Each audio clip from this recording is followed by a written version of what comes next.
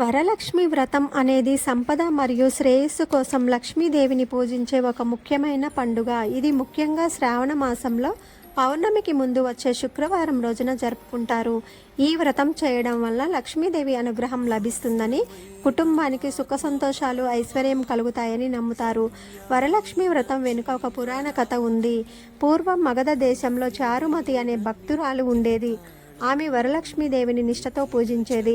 ఒకరోజు రాత్రి వరలక్ష్మీదేవి ఆమె కలలో కనిపించి, శ్రావణ మాసంలో పౌర్ణమికి ముందే వచ్చే శుక్రవారం నాడు తనను పూజిస్తే కోరిన వరాలు ఇస్తానని చెప్పింది. చారుమతి సంతోషించి ఆ రోజున వరలక్ష్మి వ్రతం ఆచరించింది. ఆమె కోరికలను నెరవేరగా చారుమతి లాగా మిగతా స్త్రీలు కూడా వరలక్ష్మి వ్రతం ఆచరించడం ప్రారంభించారు. ఈ వ్రతం వివాహిత స్త్రీలు ఆచరించడం వల్ల భర్త, పిల్లలు క్షేమంగా ఉంటారని, కుటుంబం సుఖ సంతోషాలతో తులతూగుతుందని పురాణాలు చెబుతున్నాయి. శ్రీ మాత్రే నమః.